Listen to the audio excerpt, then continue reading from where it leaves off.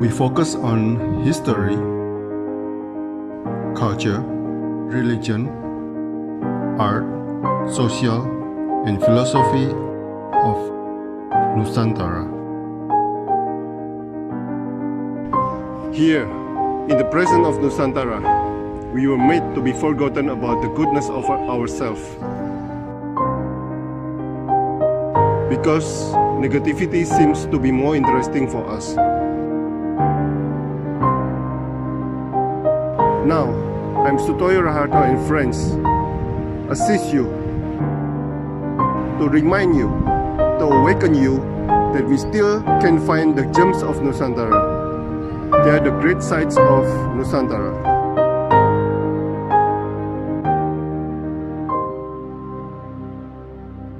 Selamat pagi Pak Iwan Muskita, seorang pebisnis, businessman di Australia. Wow, selamat pagi Pak. Selamat siang di sana. Siang menuju sore Pak di sini. Oke. Bapak pernah menuliskan, janganlah pernah lupa dari mana kita berasal. Sebenarnya apa yang membuat orang Maluku sangat akrab di mana-mana Pak Iwan? Biasanya pesan apa yang ditanamkan ke setiap anak Maluku sejak kecil? Silakan Pak Iwan. Ya, terima kasih Pak Sutoyo. Sebelumnya saya juga terima kasih diundang untuk bincang-bincang di sini. Menjawab pertanyaan itu, kenapa sih orang Maluku itu biasanya akrab sesama mereka? Karena memang kita itu orang Maluku dibesarkan oleh satu budaya Pak, yang budaya persaudaraan. Ya, kalau di kita ada namanya Pela Gandong, yang ada ikatan tali persaudaraan antar kampung-kampung tanpa melihat latar belakang khususnya agama itu nggak ada. Jadi kampung Islam bisa bersaudara dengan kampung Kristen, dan itu persaudaraan itu seperti kakak adik Pak. Nah, jadi ini semua terbawa di dalam cara kita bersosialisasi, bermasyarakat. Itu memang orang Maluku itu sangat dekat gitu. Nah, kita selalu ingat ya, samalah hampir semua saya rasa anak-anak daerah mempunyai ikatan secara batin maupun secara moral terhadap daerah di mana dia berasal. Ya. Nah, terlepas dia itu lahir di sana atau tidak, tapi selama dia merasa bahwa dia berasal dari daerah itu, pastinya dia ada ikatan ke daerah leluhur dia. Itu Pak. Wow. Nah, ada 4 kerajaan Islam di Maluku, Pak. Dan banyak pula umat Kristiani di Maluku. Ini yang saya agak amazed. Ya. Apakah mereka hidup bersama-sama atau setiap tempat dihuni umat agama yang berbeda, Pak? Jadi memang di Maluku itu kan daerah kepulauan ya Pak. Itu ada sekian ribu pulau di situ. Dan kampung-kampungnya juga itu berbeda-beda. Ada kampung yang mayoritasnya beragama Nasrani, ada kampung yang mayoritasnya beragama Muslim, ada kampung juga yang campur gitu. Tapi kalau bertanya apakah mereka hidup berdampingan secara baik, ya seperti yang saya katakan tadi, berabad-abad mereka memang selalu bersama gitu. Ya kan? Karena sebelum agama masuk ke Maluku pun adat itu mereka sudah miliki. Jadi ikatan adat itulah yang membuat mereka selalu bisa hidup rukun. Gitu. Dan adat. Oh, ya. Oke. Nah Pak, banyak orang Maluku tersebar di belahan dunia Pak, termasuk Belanda. Sebenarnya awalnya bagaimana mereka tersebar Pak, terutama tahun 1951 Pak? Ya, itu kan sejarahnya mereka itu yang berangkat ke Belanda kan mayoritas memang bekas tentara-tentara Belanda. Ya.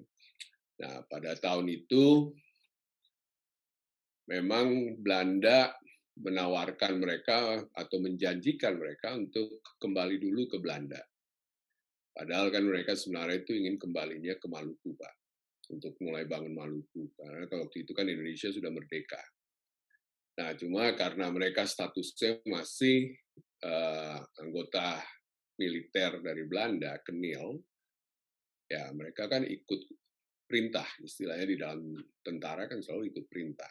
Tapi waktu saat itu juga kan Bung Karno memberikan pilihan apakah ada yang mau menjadi TNI. Nah, beberapa memutuskan menjadi TNI. Nah, mayoritas yang berangkat ke Belanda yaitu serdadu-serdadu Belanda ini. Sehingga tahun 51 mereka tiba di Rotterdam. Nah, bulan Maret ini itu mereka akan merayakan 70 tahun mereka sudah di Belanda gitu. Nah, itu asalnya masyarakat Maluku dan itu merupakan imigrasi terbesar yang Belanda pernah punya. Karena ada 12.000 orang yang berangkat pada itu ke Belanda. Itu militer semua atau sama keluarganya, Pak? Sama keluarganya, Pak. Jadi kan ya ada yang masih single, ada yang sudah berkeluarga dengan anaknya, semua berangkat gitu. Ya cuma kembali tragisnya sewaktu mereka sampai di Belanda, status kemiliteran mereka itu dibatalkan oleh Belanda. Wow, wow. Jadi itu yang sedih sekali. Dan kalau kita lihat gimana Belanda men-treat mereka itu juga sangat tidak baik. Mereka dimasukkan ke dalam kamp-kamp pengungsian yang mana dulu itu dipakai untuk kamp pengungsi orang-orang Yahudi yang akan dikirim ke tempat pembantaian mereka di Auschwitz di Polandia. Jadi saya pernah ke sana, Pak, melihat barak yang mereka pernah tinggal. Itu baraknya itu kecil sekali, mungkin sekitar 5 kali 10 panjangnya, tapi diisi oleh 20 keluarga. Wow, wow. Jadi disekat-sekat di dalam barak itu benar-benar tragis sekali gitu. Padahal mereka ini kan dulu sebenarnya statusnya adalah militer Belanda. Nah, dan 8 tahun mereka tuh nggak boleh kerja, nggak boleh keluar dari kamp itu. Jadi seperti tahanan rumah aja gitu. Dan kami juga ditaruh di daerah yang jauh dari mana-mana. Jadi terisolasi sekali. Nah, itulah yang makanya membuat rasa kecewa yang besar yang akhirnya menjadi rasa benci ya terhadap khususnya generasi-generasi pertama yang hadir di sana sampai generasi kedua terhadap pemerintah Belanda gitu. Nah, sampai sekarang mereka statusnya apa, Pak? Oh, sekarang sih tentunya kan sudah sampai di generasi keempat ya. Mereka udah generasi ketiga, keempat tuh ya basically mereka orang Belanda. Ya, cuma ya berdarah Maluku. Dulu tuh waktu yang yang generasi pertama, itu mereka tuh masih berpikir bahwa mereka kan dijanjikan oleh Belanda hanya 3 bulan, Pak. Jadi koper mereka yang mereka bawa yang berupa peti-peti itu pun mereka nggak pernah buka. Mereka taruh aja begitu, karena mereka pikir sebentar lagi juga kita harus kembali lagi ke Maluku. Gitu. Nah, sampai 70 tahun nggak pernah balik-balik. Gitu. Nggak pernah dikirim balik ke Belanda. Jadi yang pertama itu banyak kan stateless ya. Jadi mereka tidak warga negara Indonesia, mereka juga tidak mau jadi warga negara Belanda. Oh, wow, wow. Ya, ya. Nah, baru yang generasi kedua, karena dengar cerita dari anak-anak yang generasi kedua, bagaimana orang tuanya melarang mereka bahkan untuk pacaran sama orang Belanda. Karena mereka bilang jangan pacaran, karena kita nih nanti akan kembali ke kita punya kampung halaman. Gitu ya. Nanti bagaimana kelanjutannya. Kalau jadi itu selama hampir 20 tahun baru nih yang generasi kedua bilang, Pak, kita nih nggak akan kembali, kita udah 20 tahun di sini. Gitu kan. Nah, baru mereka mulai terbuka sama sama orang-orang Belanda gitu. Jadi benar-benar sedih sekali Pak. Kalau dengar ceritanya itu sangat sangat menyedihkan. Branding saya, Pak. Wow. Wow. Nah, yang generasi kedua sudah dapat paspor, Pak? Ya, generasi kedua kan itu mereka ada yang semua ya, bukan ada ya, semuanya ya warga negara Belanda lah. Wow. Sebenarnya yang generasi Bagus banget. pertama juga bisa dapat paspor, cuma mereka memilih untuk tidak mengambil menjadi warga negara Belanda. Pak Iwan, mungkin saya nggak tulis satu pertanyaan, tapi ini menjadi tanda tanya kepada saya. Saya itu pengen wawancara satu darah, Pak. Iya. Apakah satu darah itu dari generasi pertama, kedua, atau ketiga, Pak? Satu darah itu ada generasi kedua, ada generasi ketiga, Pak. Oke. Ya. Nah, memang dimulai oleh kakak beradik orang Maluku kan. Nah, cuma saya nggak tahu apa bisa interview mereka karena satu darah itu kan memang sudah dilarang di sana. Dan itu organisasi terlarang lah di Belanda saat ini. Wah, tapi sampai bisa balik ke Indonesia lagi, Pak. Itu yang luar biasa. Ya, cuma itu beda, Pak. Memang beda kan. Walaupun namanya juga satu darah, cuma kalau di sana kan cara mereka operasi organisasi itu berbeda dengan yang ada di Indonesia. Oh, oke. Istilah gangster gitu, Pak? Ya, itu mungkin untuk detail saya bisa Bapak nanti nonton di YouTube tuh bagaimana satu darah itu sendiri organisasinya, dia bergerak di Eropa tuh di bidang-bidang apa aja tuh jelas sekali di situ. Oke. Nah, beberapa kali saya membaca Negeri Maluku, Pak. Selain rempah-rempah, apa yang dibanggakan orang Maluku terhadap daerah ini, Pak? Karena nasionalismenya sangat kuat, Pak. Silakan, Pak.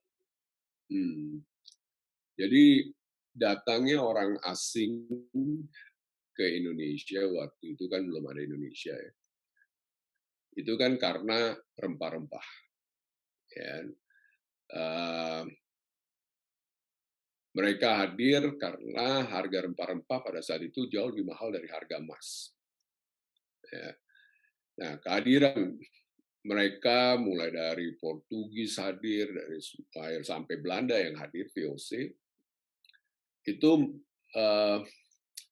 istilahnya merampok hasil kita, rempah-rempah itu.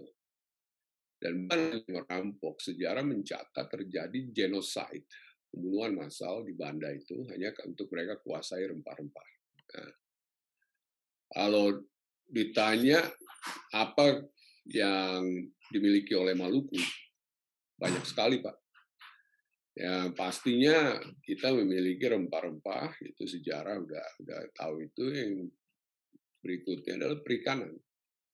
Ya, perikanan kan 37% hasil ikan yang ada di Indonesia itu datangnya dari Maluku. Ya. Nah, ini yang membuat sebenarnya kita bisa menjadi daerah atau provinsi yang cukup makmur. Nah, cuma sementara ini infrastruktur, dukungan untuk bisa merubah raw material itu menjadi suatu produk jadi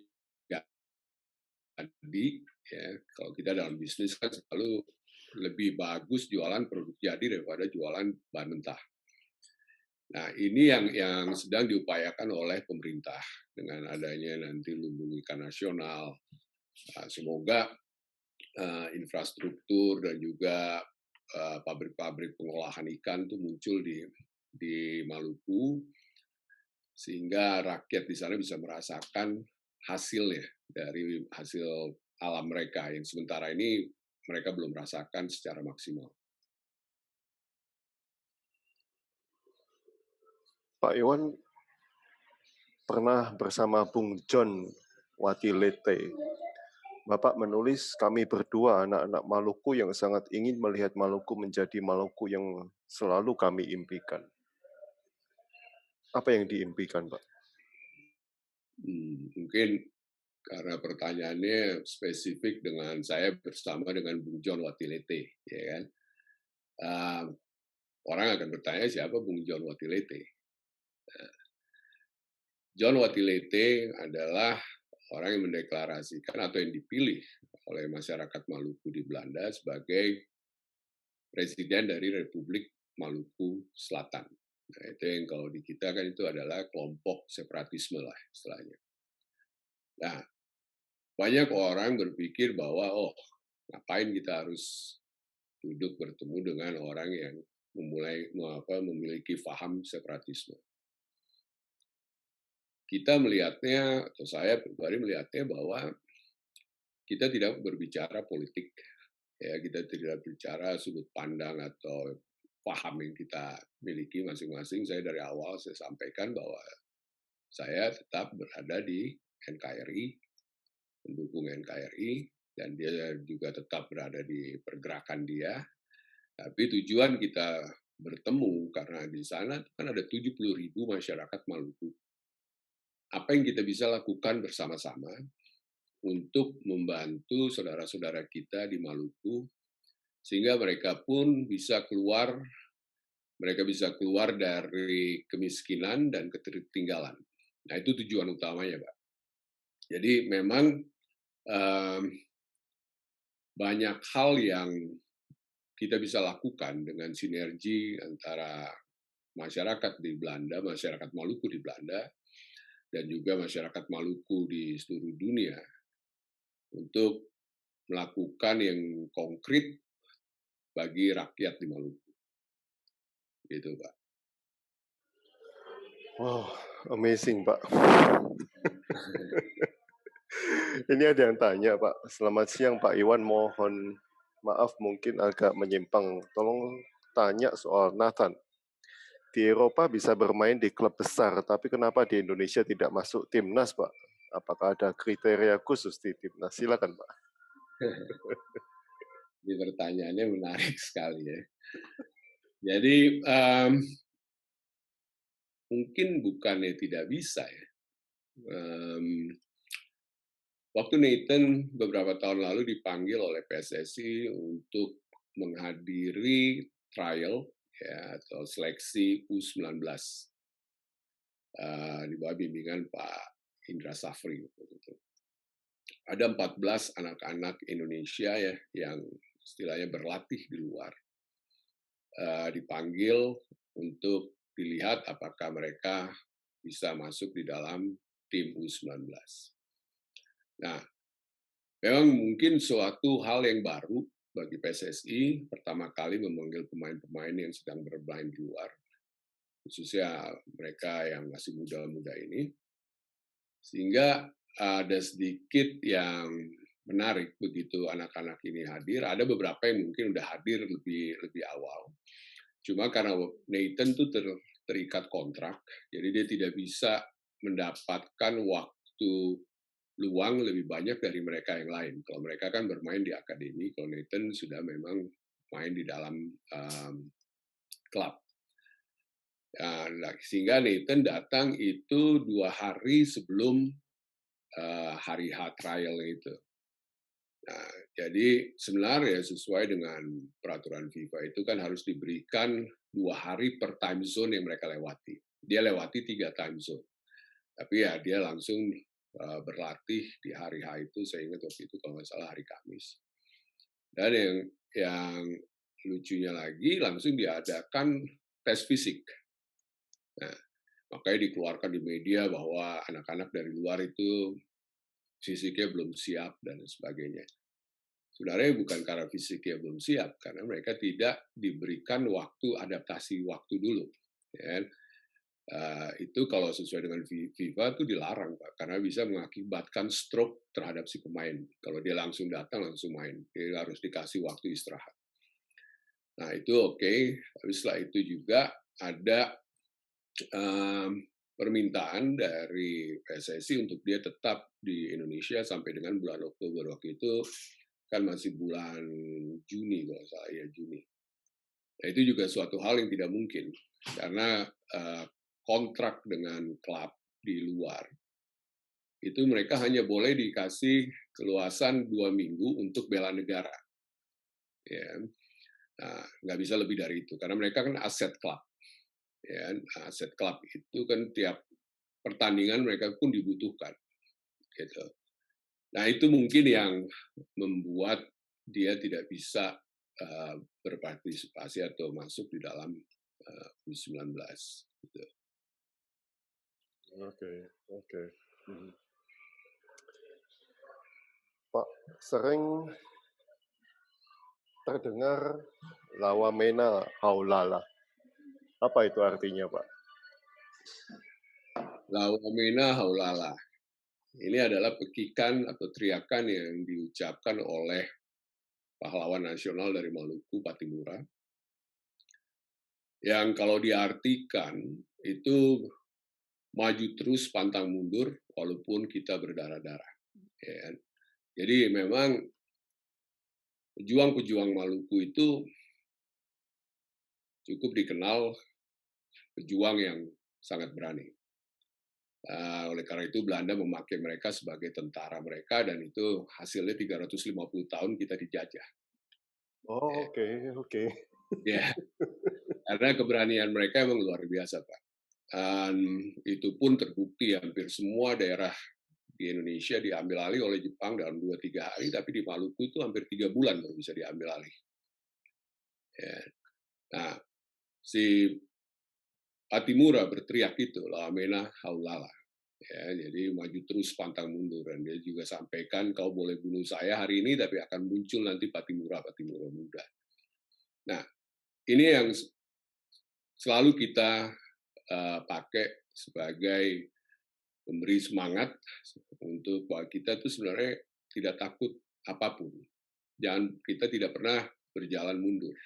Dan mungkin berjalan lambat tapi tidak pernah jalan mundur. Gitu.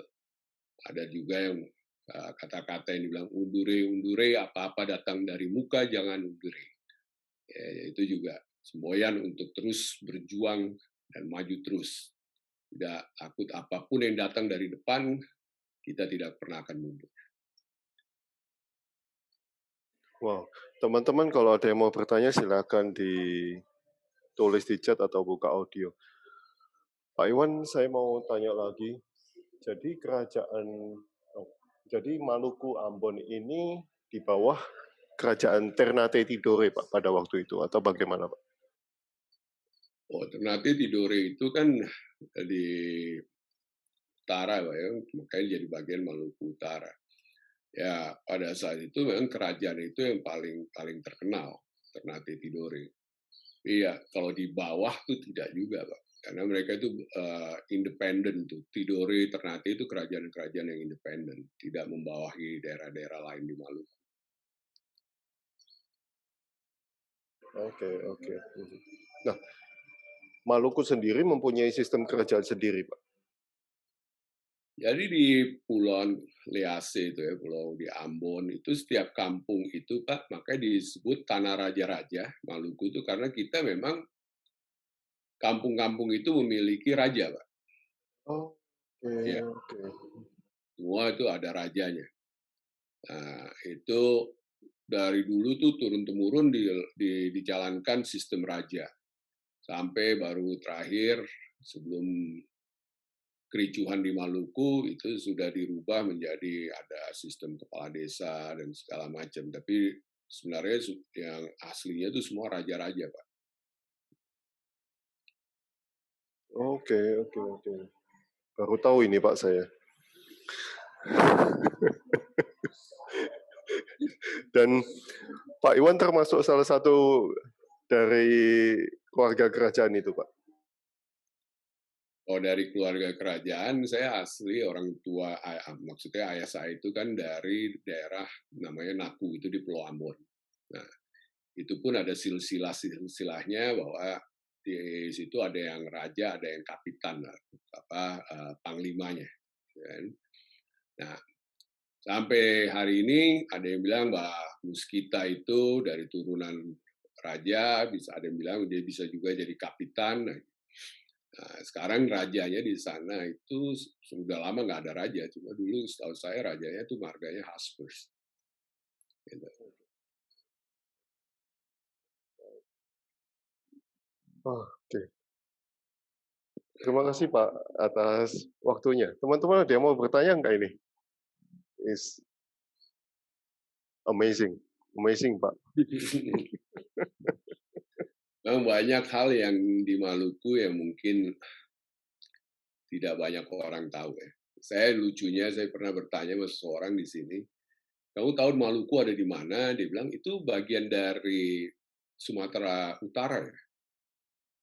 Terus saya bilang ini orang sekolahnya di mana gitu. Cuma itu nggak heran. Banyak juga Pak yang nggak ngerti ada yang perwakilan untuk turisme Indonesia. Begitu saya bilang Maluku, dia suruh saya spelling. Ya, bagaimana you mau promosikan Maluku kalau you sebagai perwakilan pariwisata di Indonesia di sini you nggak tahu Maluku itu spellingnya di mana dan bagaimana mau tahu di mana gitu. Jadi ya ini PR untuk kita semua anak-anak Maluku untuk lebih giat memperkenalkan Maluku karena dari sejarah Pak, mungkin kita memiliki sejarah yang paling tua karena dengan kehadiran itu semua orang datangnya dulu ke Maluku dulu sebelum datang ke bagian lain di Indonesia. Oh really? Oh iya, karena Oh kan di oke. situ pusatnya rempah-rempah. Orang datang ke kita itu kan cari rempah-rempah. Ya Ya, dia ya nggak ya cari ya. ikan asin, dia cari rempah-rempah, Pak. It's Nah, true. kayak di kita tuh benteng tertua di Indonesia ada di kita, masjid tertua di Indonesia ada di kita, gereja tertua ada di kita. Ya kan? Nah, ini mungkin Bapak dari travel tuh perlu explore supaya bisa promosikan itu sangat eksotik, Pak. Sangat eksotik sekali untuk pariwisata. Cuma masalahnya tidak atau jarang sekali dipromosikan, ya kan? Dan kita bisa buat pariwisata budaya, bisa buat pariwisata ilmu pengetahuan. Karena kalau kita belajar, itu botanical garden pertama itu bukan di Bogor, Pak. Adanya di Maluku, dimulai Oh oleh Rupius. Rupius. Nanti baru bisa Google, ya kan? Itu dia memulai botanical garden dan dia mempengaruhi juga Darwin. Itu sangat interesting sekali. Ya, itu fakta, Pak. Ya. Nah, pada tahun itu dia bisa menemukan nama-nama fauna, ya. Kan nama-nama itu nama-nama yang dipakai adalah salah satu nama dari Maluku, gitu. Fauna-fauna itu secara bahasa Latin. Ya. Nah, ini yang dari pariwisata tidak melihat itu juga. Padahal itu kalau kita fokus pariwisata ilmu pengetahuan, saintis pasti akan hadir. Karena dia mau tahu kok si Rumpius ini di tahun itu kok bisa ciptakan tulisan-tulisan seperti itu. Ya. Dia pernah sampai dia terbakar, dia punya rumah. Ya. Itu dia sampai buta, dia harus tulis ulang lagi itu buku, tapi yang nulis istrinya. Ya, dia yang ngomong. Ya. Itu suatu sejarah yang bisa dijual, sebenarnya, gitu Pak. wow. Ini ada pertanyaan dari Mas Rizky. Izin bertanya, saya pernah mencari tentang parang dan salawaku, senjata khas daerah Maluku yang sering digunakan dalam tarian cakalele. Namun saya menemukan hal yang menarik, ternyata ada beberapa jenis tarian cakalele. Mungkin bisa dijelaskan ada berapa jenis tarian cakalele, karena sewaktu saya mencari informasi, di Google ada beberapa jenis perbedaan tarian cakalele di daerah Maluku. Mungkin bisa dijelaskan ada berapa jenis tarian cakalele. Mohon dikoreksi jika ada yang salah dari saya. Ya, memang betul itu beda-beda Pak, karena cakalele itu kan tarian perang. Ya. Tiap daerah pastinya cara berperangnya juga beda-beda. Tapi parang salawaku itu kan kayak pedang yang panjang itu dengan shield ya. Shield itu apa untuk Tameng. tameng, ya, tameng. Nah, itu mereka juga kan memilikinya agak sedikit beda sesuai dengan gimana mereka dekorasi itu tameng-tameng itu. Ya. Cuma kegunaannya sama. Ya. Nah, emang betul tariannya beda-beda, Pak. Beda-beda. Gitu. Tergantung dari daerah-daerah mana mereka hadir. Dan setiap kerajaan mempunyai tarian Cakalele sendiri-sendiri. Ya, hampir mirip semua, hampir setiap kerajaan pasti ada lah tarian Cakalele itu. Ya. Oke, oke. Pak Latanda, sebentar. Pak Latanda mau tanya. Ya memang kalau bicara Maluku, kita bisa bicara banyak sekali, Pak. Bagaimana untuk berpikir atau memiliki pola pikir untuk membangun Maluku. Ya. Kita itu daerah yang cukup, atau bukan saya salah mungkin kalau dibilang cukup, sangat diberkati, Pak.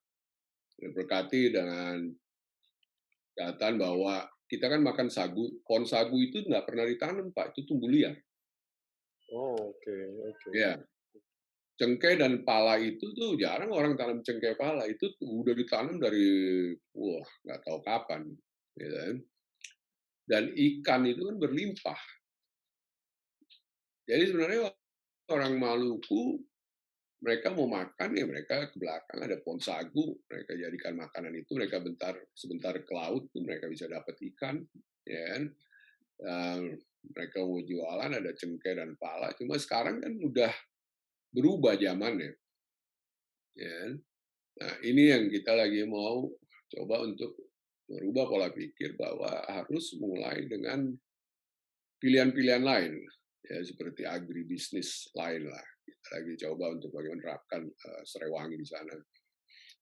Mungkin kalau sagu harus buat jadi suatu perkebunan, jangan hanya dibiarkan tumbuh liar, itu yang dibuat di Riau. Ya, bahkan Riau kan penyuplai sagu paling tinggi di Indonesia, karena mereka buat sebagai perkebunan. Ya. Nah ini yang kita juga mau bilang jangan hanya berpegang pada ikan tangkapan, tapi mulai buatlah tambak-tambak ikan, ya kan, budidaya ikan, bisa budidaya lobster, bisa budidaya udang. Nah, semoga dengan adanya lumbung ikan nasional, pemerintah pasti akan memperhatikan hal-hal tersebut sehingga si rakyat di Maluku ini bisa merasakan langsung manfaatnya. Pak, satu pertanyaan lagi dari saya, Pak. Kita tahu kalau seperti di Jawa sini, a lot of history is gone, Pak. Banyak history yang lost atau move to Belanda. Apa itu sama dengan Maluku, Pak? Ya, memang kalau kita bertanya data sejarah paling lengkap itu adanya di Belanda, Pak. Oke. Ya kan, karena yang bawa semua itu sejarah-sejarah balik si Belanda lah yang bawa ya. Dan Maluku juga sejarahnya banyak ada di arsip gedung arsipnya Belanda. Nah ini yang kita juga ingin pelan-pelan membuka mata bahwa Belanda itu sebenarnya awal mualnya yang membuat perpecahan di Maluku. Ya, dengan dia terapkan sistem perpecahan divide et impera itu, dia mulai dari Maluku itu sudah dijalankan. Indonesia, Maluku dijajah tuh 200 tahun sebelum Indonesia dijajah, Pak. Oh. VOC itu kan udah datang lebih dulu di Maluku, oh iya. Ya, 1599 itu VOC datang pertama di Maluku. Ya, 100 tahun lah minimum. 1599. Itu kerajaan Belanda baru dibentuk tuh, Pak. 200 tahun sesudah itu. Oh. Oh. Jadi dia ambil kekayaan dari Maluku, baru dia bentuk tuh kerajaan Belanda. Oke. Ya, dia pakai itu juga untuk dia supaya bisa merdeka dari Spanyol. Jadi banyak hal-hal yang tidak dibuka, yang sebenarnya bisa kita bahas Nah, itu yang makanya kita punya adat budaya yang tadinya begitu kental, ya, persaudaraan itu, karena Belanda, dia mulai pecah-pecah. Ya. Dan dia lakukan itu juga terhadap masyarakat Maluku yang ada di Belanda. Dipecah-pecah juga di kam-kam itu, dibuatlah. Oh, Ya. Nah, ini yang kita mau kembalikan lagi, gitu. Kita kembalikan lagi supaya generasi-generasi yang baru ini memiliki satu pemikiran bahwa kita nih satu, bukan karena you Islam, saya Kristen, kita beda, enggak, kita sama-sama Maluku, bukan karena you dari Maluku Tenggara, saya dari Pulau Ambon, terus kita beda, enggak, kita semua satu, gitu kan. Nah, ini yang kita lagi bangun mulai dengan kegiatan kita yaitu sepak bola dari anak-anak usia dini. Ya. Kenapa dengan sepak bola? Karena sepak bola itu menghancurkan semua sekat. Ya, kalau kita lihat sepak bola, apa perbedaan, ya kan? Fanatismenya itu luar biasa dengan kebersamaan. Nah, sekarang kita mulai dengan usia dini dari U9 sampai U12, ya. Nah, kita mulai dari kampung-kampung, kecamatan, bukan kampung, kecamatan-kecamatan, yang mana mempersatukan semua anak-anak dari kampung-kampung yang tadi berbeda agama, semua itu jadi bermain sama-sama. Ya, nah itu semua juga penonton datang ketemu sama-sama semuanya lagi. Nah itu akan memberikan kekuatan untuk kembali sebagai satu kesatuan. Nah, Bung Rory ini yang menjadi PIC kita untuk di Maluku, Basudara Maluku Global itu PIC di Maluku ini Bung Rory Dompepen. Nah, jadi saya melihat bahwa ke depannya kita kalau bicara 10-20 tahun mendatang, semoga pola pikir ini terjangkit ke semua generasi Maluku, bahwa hanya dengan kita bersatu, hanya dengan kita istilahnya di orang Maluku itu baku kele atau saling memeluk ya, kita bisa membangun Maluku yang lebih baik. Ya, tapi kalau memakai pola pikir lama itu sampai kapanpun tidak akan bisa lebih baik. Jadi ini dasaran kenapa kita sebagai Basudara Maluku Global mengikut sertakan semua masyarakat Maluku di seluruh dunia untuk kembalikan menguatkan identitas kultur kita sebagai orang Maluku.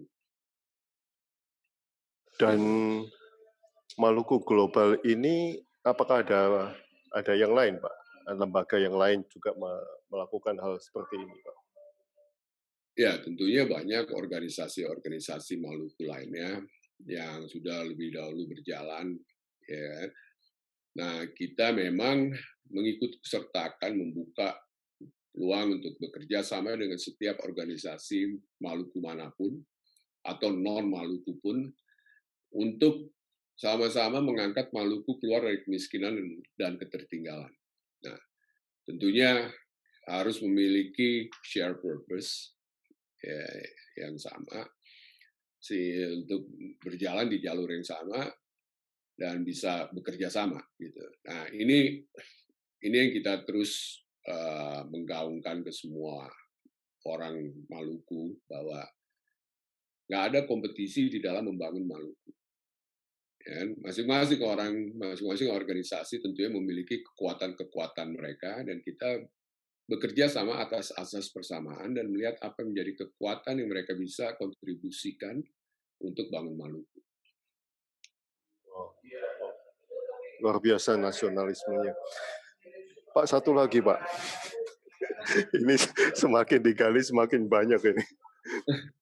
Saya pernah dengar, Pak, kalau orang Maluku, orang Ambon itu juga ada keturunan dari orang Afrika karena pada waktu itu orang Belanda membawa orang Maluku ke Afrika, yang dari Afrika dibawa ke Maluku. Apa benar itu, Pak?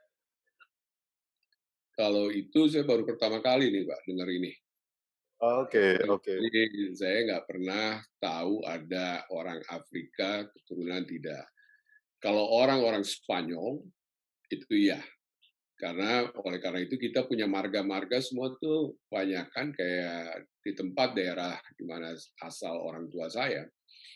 Kayak Muskita sendiri itu marga dari Portugis, Pak. Oh, oke. Marga-marga Portugis itu banyak, ya kan. Jaspers, Deculia, Da Costa. Nah, itu semua tuh marga-marga bukan marga asli Maluku. Ya. Nah, itu ada. Tapi kalau Afrika, tidak ada satu marga Afrika di Maluku, Pak. Oke, oke. Memang postur kita bukan postur Afrika, kita kan lebih Polynesia. Ya, kita itu memiliki satu nenek moyang yang sama dengan orang di New Zealand dan sampai dengan di Haiti. Nah, makanya bahasa kita itu bahasa asli Maluku ya, bukan bahasa Ambon. Bahasa asli Maluku ada itu yang bisa saling mengerti dengan bahasa yang dipakai oleh orang Maori, orang New Zealand Oh, asli. oh, oke, oke. Ya, gitu. Jadi kalau Afrika saya ragu itu benar, Pak. Nah, Pak, yang marga Portugis, marga Spanyol berarti kawin campur, Pak ya? ya, ya, ya, ya. Makanya kan kita ganteng-ganteng, ya kan Pak. Ya, postur juga beda, gitu loh maksudnya. Promosi Pak, promosi Pak. Oke.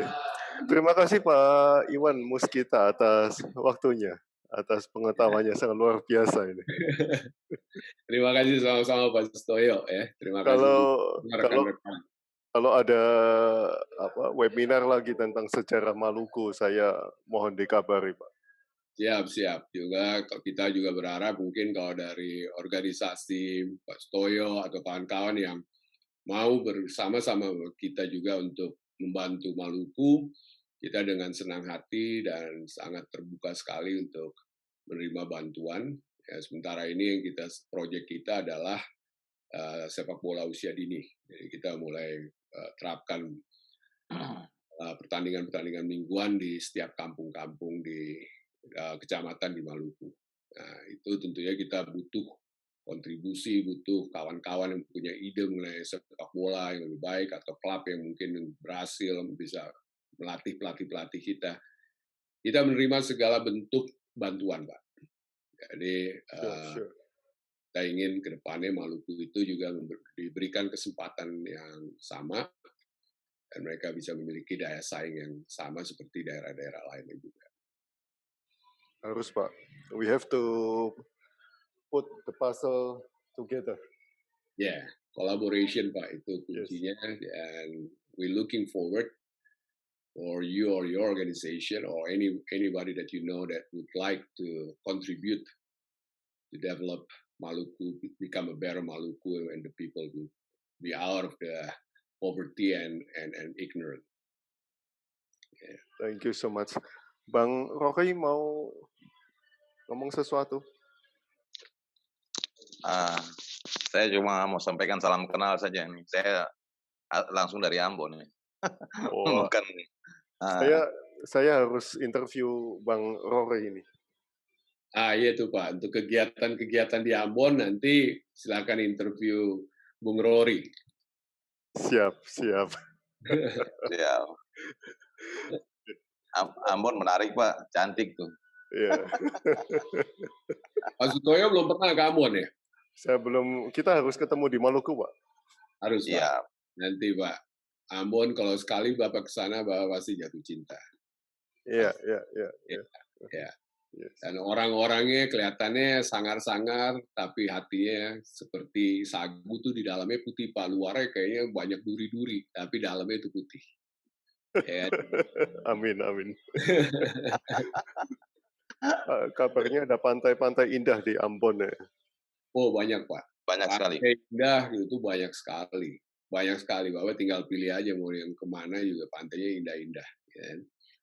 Dan bisa belajar banyak budaya-budaya yang menarik sekali Pak di sana. Nanti ada Bung Rory di sana pasti akan menemani itu Pak. Dan beliau juga di LIPI, jadi dia tahu persis untuk mengenai perikanan dan segala kekayaan dalam laut semuanya. Wow, wow. Oke. Thank you Pak Iwan atas waktunya. Sama-sama Pak Sutoyo, terima kasih. Dan juga untuk semua teman-teman yang ada di Zoom ini. Terima kasih Pak. Lawamena haulala Pak. Laumina haulala Pak. Oke. Terima kasih. Terima kasih.